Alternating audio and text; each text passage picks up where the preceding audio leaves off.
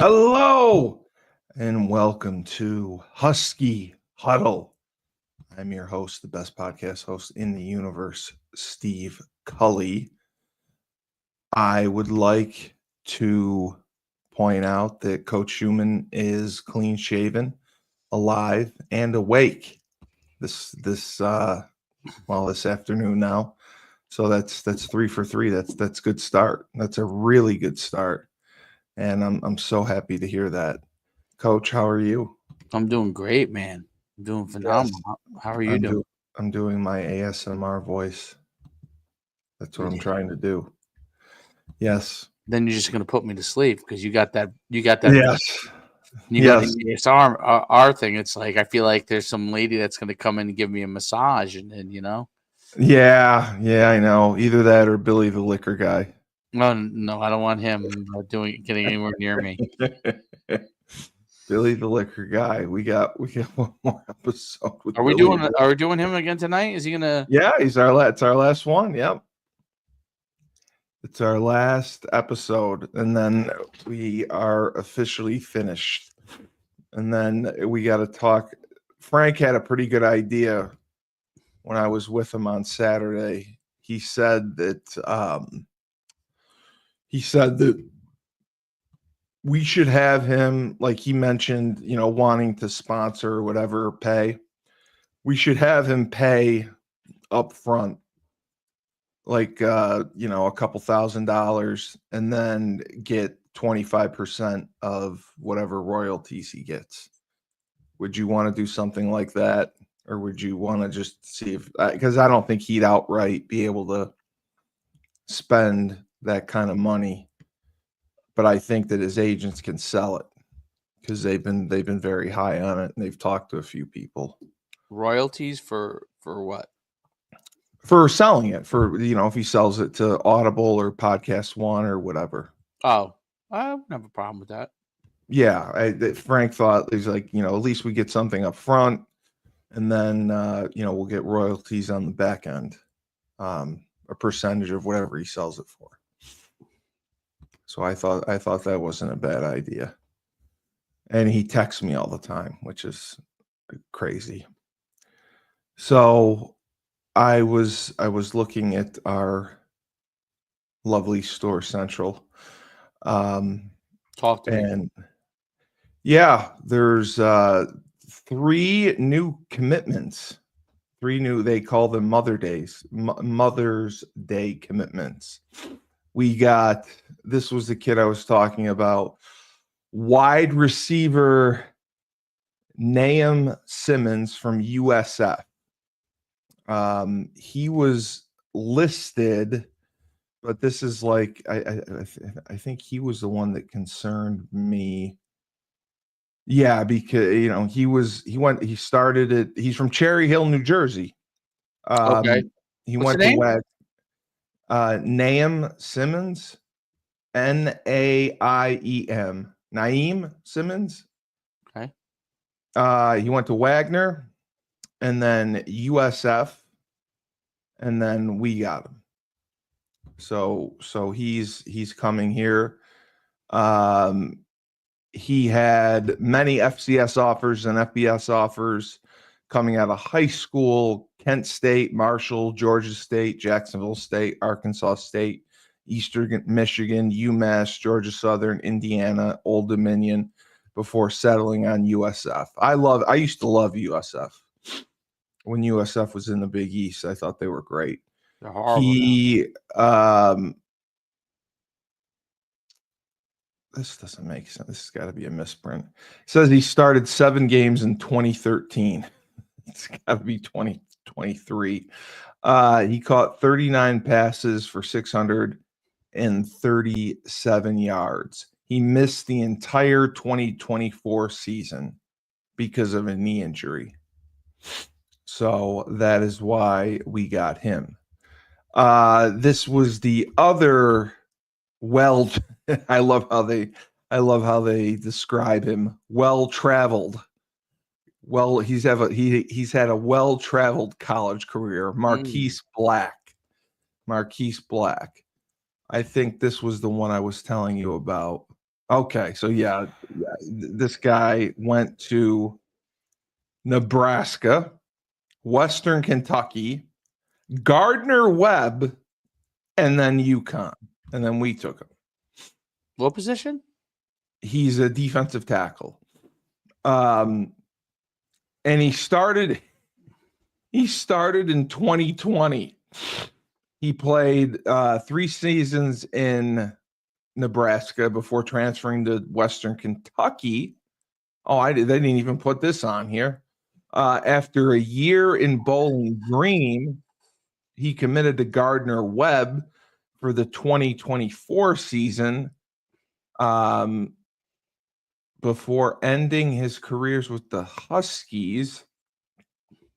In Nebraska, he did not play in 2020 or 2022, and he played in just 2 games in 2021 in wins over Fordham and Buffalo. At Western Kentucky, he saw no game action and did not get playing time at Gardner Webb, totaling 27 tackles, 2 sacks, and 451 snaps in 12 games out of high school. He was a 3-star recruit, choosing the Huskers over offers from Arizona, BC, Eastern Carolina, Georgia Tech, Kansas State, Kentucky, Michigan State, Rutgers, South Carolina, Syracuse, Tennessee, Virginia Tech, and West Virginia. I call bullshit. There's no way this dude had that many offers and picked freaking Nebraska. I mean, if you had that many offers, you're going to Michigan State, you're going to South Carolina, you're going to Tennessee. You're not going to Nebraska, who was a dumpster fire at that point. That's when Scott Frost took over, I believe, around that time. And they were just really, really struggling. So the last transfer, I believe, is he Polynesian? Tashi Crofu, from Boise State. Less fanfare than the other two, being a long snapper and a freshman, but he has an interesting story nonetheless, coming from Lake Oswego, Oregon. Athleticism runs in his family. His father is a former pro skier, mother All-American in field hockey. His family also has brought a few teammates under their roof when they needed some help, and Crofu earned the inaugural Heart and Soul Award at Lake Ridge High School. The Huskies have returnees Zach Christian and grad student Kyle Vasalara on roster for long snapping. So, wow, I mean, they are just, I just can't believe, number one, where are these scholarships coming from? Because when I played, like, first of all, they limited freshman classes to 25 incoming. Like, that was the most you could bring in. They're up to, let's see, probably, all right, the ones that are still here, 27, they're up to 40 right now. 40 new faces. That's just, Well, because remember, people are turning over rosters completely. So I get that. I get that. I didn't know that we had that many spots. I didn't know. We have endless spots. We have endless spots. We just everyone just gets rid of a guy to get another guy in. Yeah, but you can't do, you technically can't do that though, because scholarships became college. There's rules. Yes, scholarships now are 4 years guaranteed. most places. 90% of places. That was one of the NCAA's rules several years ago. I remember Holy Cross, when I was there, we were one of the first schools to guarantee 4-year scholarships. You're a dinosaur, Cully. No, I'm not. It's true. Scholarships are 4-year guaranteed. Like, you can't cut someone. Now, you can cut them from NIL deals and money based on performance that's in the contract, but the actual scholarship itself is allegedly 4 years guaranteed from what I know. They also signed, it looks like, this was the kid I mentioned, DeAndre Harris, Okay. from Chicago, Illinois. He's the Georgetown kid who committed on 5/6 from the transfer portal. And I know that here it is. So the other Georgetown kid is the one I watched, Colby Pee Wee Jr. He went to Maine and then Georgetown and then committed to UConn in December. That's the one that we talked about. That's the one that I remember seeing playing. So that's interesting. And then if you look at the list overall, they lost. The biggest loss, in my opinion, is Darrell Robinson. He was a really good running back. I don't know when he made the decision, but now he's going to Auburn. He's the Auburn kid. He's getting paid in full. That's why he's out. Well, I'm sure we were paying him too. We weren't. But we're not paying him what they're paying. He's getting paid. No. Well, I'm sure, absolutely not. I agree. See, Coley, why do I not have a pen in front of me when I need one? I want to write something down about it. But yeah. And then, Cole Welliver already got a home. That's good. Cole Welliver is going to New Mexico. I'm happy for him. I liked him. I thought that they could have done some things with him. And then the guys that don't have homes are the receiver that I liked, Josiah Gavings. Hopefully he doesn't sign anywhere and comes back. I don't know what made him leave. Like, he was good.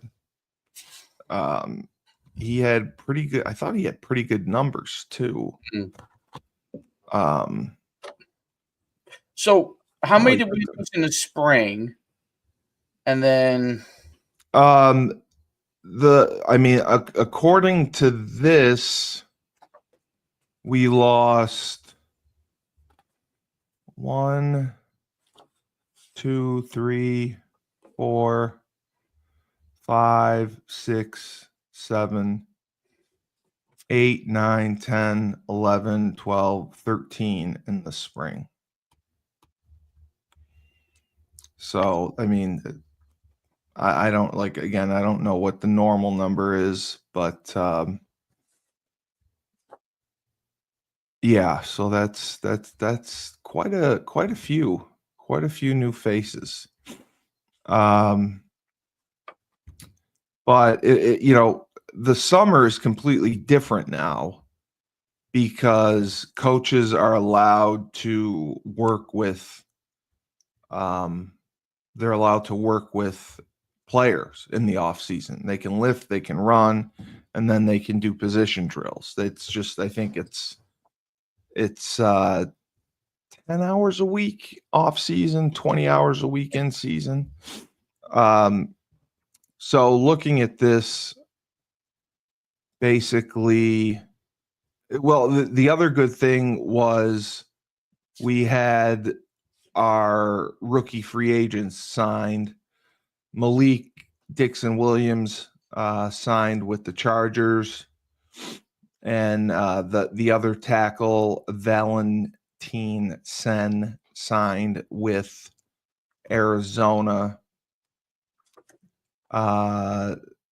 the Falcons signed Carter. Trying to see if I haven't seen anything on Jaden McDonald or no Jelani Stafford. Nate Carter got signed. Sheffield got signed. I saw. Let me check the UConn website just for the hell of it. I can't believe Jaden McDonald wouldn't get signed. I thought he was a really good linebacker. Jaden McDonald. Yeah, he was a very good linebacker. He made a lot of plays. I thought he would have been one of the top defensive recruits. Oh, we also had Christopher Fortin selected in the first round of the CFL. So that's good. Oh, Canadian player. Yeah. That's good. So Gordine and Sheffield were invited. Yeah, UConn defensive tackle Dalmont Gordine and wide receiver TJ Sheffield earned invites to go. Gordine is going with the Chiefs. Sheffield is going to Tennessee. These are the invites where you're not signed and you hope to get signed to participate in the actual rookie mini camp and then make your way to training camp. Got it. So that's this weekend. That was last weekend. We'll find out if anyone actually got signed. Sheffield bounced around a little bit. He was, I can't remember if he was the Wisconsin or the Indiana transfer. He just, again, I mean, their numbers were low. Oh, he was Purdue. Okay. He was Purdue. And I mean, he played in 46 games for Purdue, 118 catches, 1,200 yards, and 11 touchdowns. I mean, he just didn't put up spectacular numbers. He did okay for us this year. I believe he led the team in receptions. He did not lead the team in yardage. Oh, Chris D. Wow. Cully fact check Storage Central. Graham Chamberlain, douche. Jim Mora has left witness protection to appear on the Art of Fatherhood podcast. It was a bore. Cully, there are no rules. Just stop. It's not 2022 anymore. Chris D, I swear to God, scholarships are guaranteed for 4 years. I know that the NIL stuff and everything, there's no rules.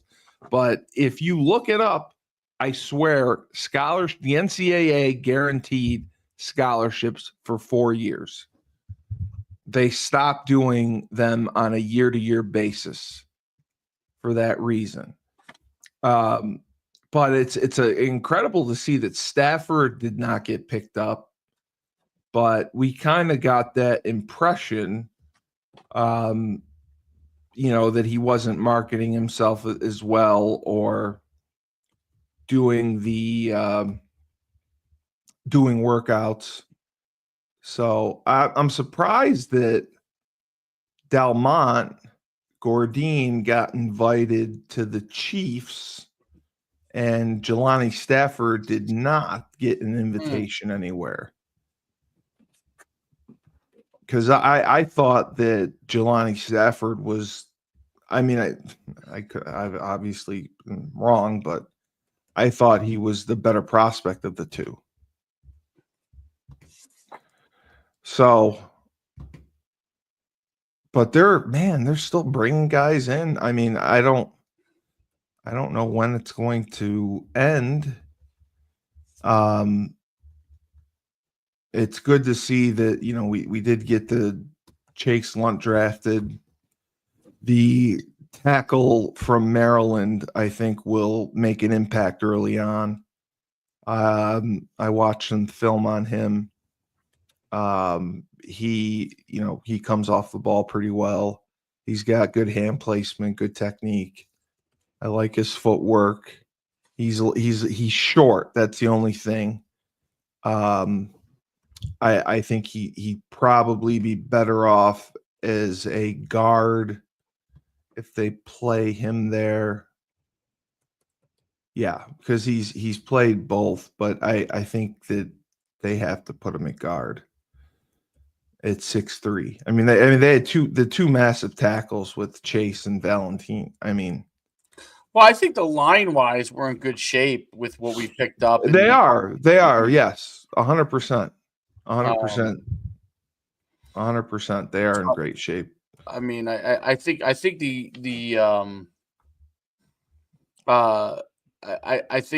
as far as what we're doing, as far as recruiting there in the portal, we're doing a great job for the most part. Basically, we're picking up all guys that would be backups or like depth. And some of those guys, it sounds like to me, we don't need them to be superstars. We need them to be. No, you're right. They need to add quality depth and be able to step in a pinch, Right. if there's injuries and someone goes down, and start a game or two here or there. I totally agree. Right. And again, looking at the schedule that we have, it was somebody that mentioned that we were playing. They were right. Okay.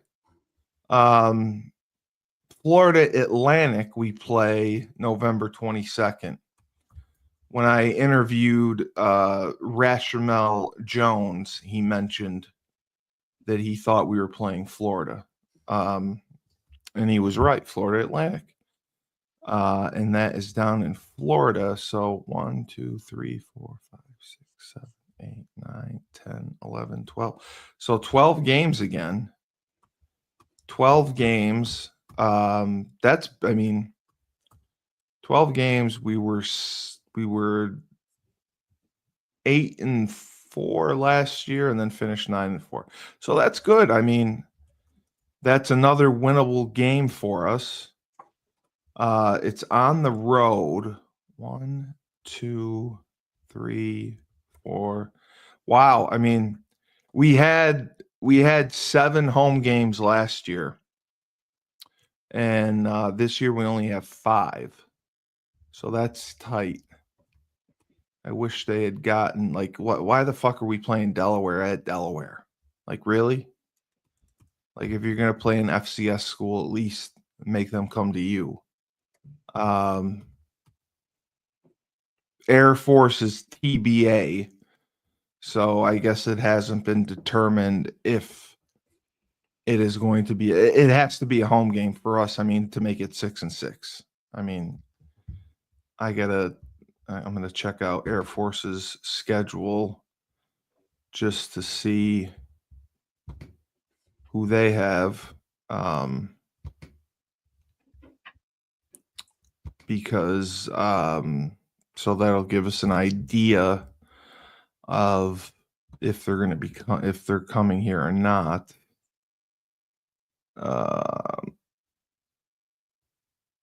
Central Connecticut State made the playoffs last year.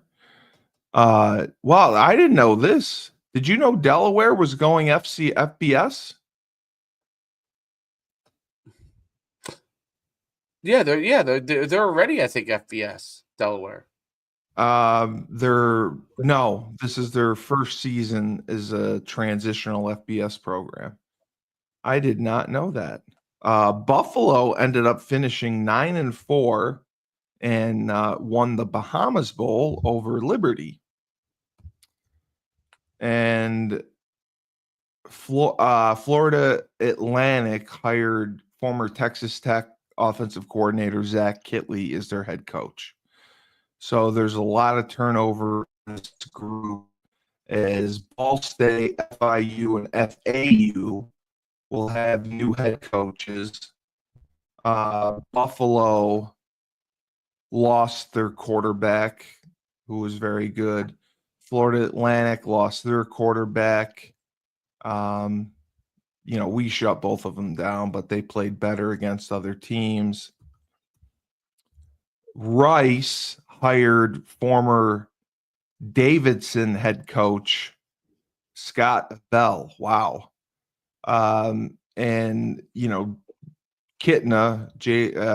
returns the quarterback to UAB. Air Force finished the season with 4 straight wins. So those are 3 games they should definitely be able to win. Now, the game that was frustrating was when they played UAB down in Birmingham in the rain. They had a late comeback. I think that was when Mel Brown had a big run to win the game. Air Force started 1-7, and they won their last 4 games. And they obviously won that. They run that offense, which is tough to take care of. So they also predict that, Syracuse is winnable. BC is winnable. Duke is winnable. So, I mean, it'll be tough, they say, but not impossible. Syracuse without Kyle McCord, and they defeated Washington State in the Holiday Bowl. That was huge for them. BC went 7-6, lost to Nebraska in the Pinstripe Bowl, and Duke went 9-4, lost to Ole Miss in the Gator Bowl. The thing that was disappointing is that UConn went 0-4 against Power 4 competition last season until defeating North Carolina in the Fenway Bowl. And they had lost their starting quarterback to an injury early in the game, and a lot of players entered the portal. Their running back, who I thought was a stud, ended up being a first-round draft pick, Omarion Hampton. He didn't play much in that game. I think he took like 2 snaps.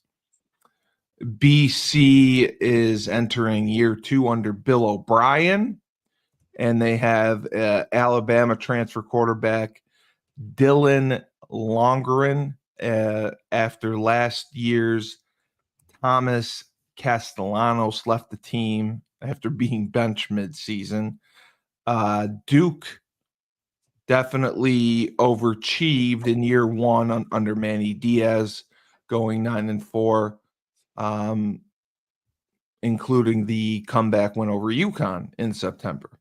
They made a huge splash in the transfer portal, committing a reported $8 million. $8 million to Tulane quarterback Darren Menza over 2 seasons to replace Malik Murphy. It's not just Menza. They added Appalachian State running back Anderson Castle, Sam Houston's safety Caleb Weaver, and former Oklahoma wide receiver Andrell Anthony. It won't be easy, but these 2 games in October and November, respectively, we'll know more about the Huskies by then. So it is definitely a positive schedule for us, a winning season schedule for us. But as I've spoken to you about in the big picture,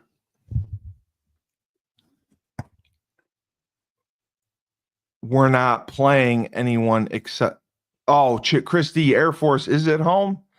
Fact check, we have 6 home games. Christie, it doesn't say that on the website. That's all I'm saying.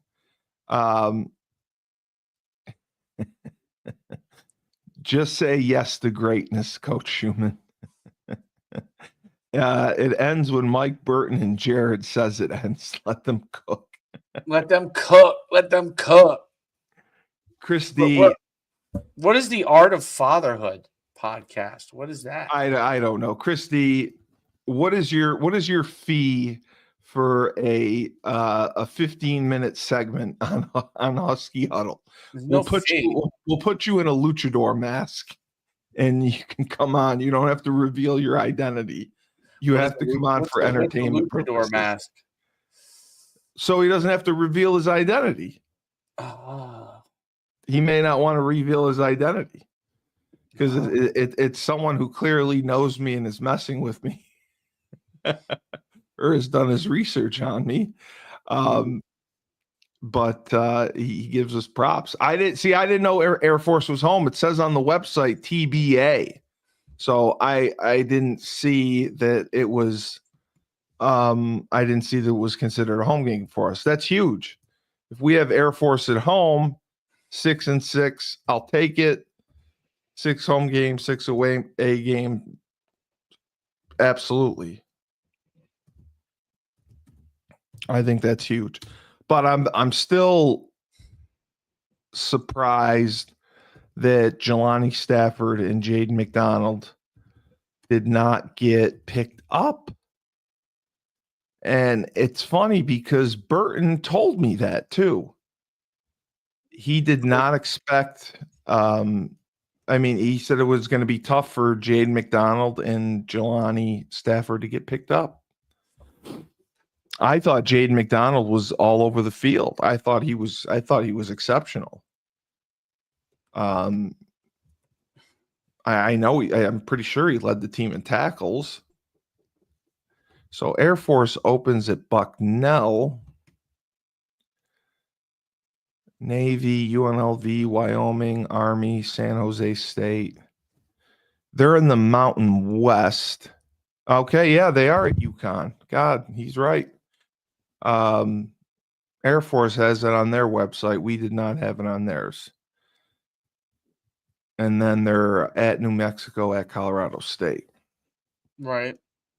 I was trying to see if they play Colorado. No. Okay. So they open at Bucknell and then Utah State. So yeah, I mean it's really looking good for us. I know that the guys are home right now. This is their 1 week off before the first summer session starts. And then we'll really see the work that's put in because that's a lot of kids. When you have 40 kids that are turned over, you got to put a lot of work in to get them together. You got to put a lot of work. Turns over that number of people, though. Not everyone, not 40 kids. Turn over a high amount of people. Why? Why 40 kids? Because they don't have the patience to work with high school prospects. They don't think they can win. They don't think they can win immediately with them. So yeah, I know. That's the problem. I know. And I think it's ridiculous. I just like that was the staple of UConn football. We developed talent. And now you're saying there's no room to develop talent. It's just take a 22-year-old kid, he graduates. There we go. We're rubbing our eyes. The yawns are going to start coming. No, I'm just saying, like another 22 kid and put another 22 kid in his place. Yeah, that's what it is. That's what it is. That's wrong. That's just wrong. I disagree. I disagree. You disagree with what? I protest. What are you protesting? I mean, I don't like that. That's the model that we're taking kids that have transferred 4 times. I mean, the kid from Nebraska went to Western Kentucky, Gardner Webb, Jacksonville State. I mean, and then us, like he played 3 years at Nebraska. He's from 2020. It's 2025. Like I just and you moved down to Gardner Webb and you didn't even play there. So I don't understand the benefit of taking a kid like that. I mean, you think it's beneficial to? They're looking at them as maybe they're backups or maybe they're guys that can contribute right away. They don't have to worry about if they miss on a guy. And I think listen, I think there's a big thing with yeah, if you don't get a top tier guy, for some reason guys are worried about missing and that the player's not going to be ready quick enough for them before they get fired type of deal. Well, I agree with that. I mean, everyone misses. I mean, that's recruiting. I mean, every recruiting class, the recruiting class I came in with, I mean, I think we had 4 starters out of the kids we brought in. We didn't hit on nearly everyone. That's just the name of the game. That's recruiting. And even in the transfer portal. But now, I mean, with the money involved, I think it's worse because you're paying transfers and you're guaranteeing them money. They're getting paid regardless of how they perform. They just will not get paid the next year. And a lot of these transfers have one. I mean, you're taking a 1-year flyer on them. Yeah. Well, let's wrap the show up and let's wrap this show up and go do some QB stuff. You wrap the show up. Okay, you've had enough of me. No, I haven't had enough of you. There's nothing to talk about. They're going to get There is. I've been talking about the transfers. We had 3 transfers that came in. Well, it's great. We talked. It's great. Yeah, it's great. We talked about it. We need line. We need line, and we need line. Yeah, it's great. All right. We should talk more about how AI can help us get better players. I don't know. I don't know what's going to help us get better players, but all right. Well, for Husky Huddle, we're still adding people to the transfer portal. Chris D, you're welcome on anytime. And we'll put you in a luchador mask and disguise your voice. We'll hide your identity, and you can make fun of me. And we'll talk about how much we love Jared and what a great job he's doing. So for Coach Schumann, I am Steve Cully. Remember, when life gives you lemons, don't make lemonade. Take 2 oranges and throw them back at life.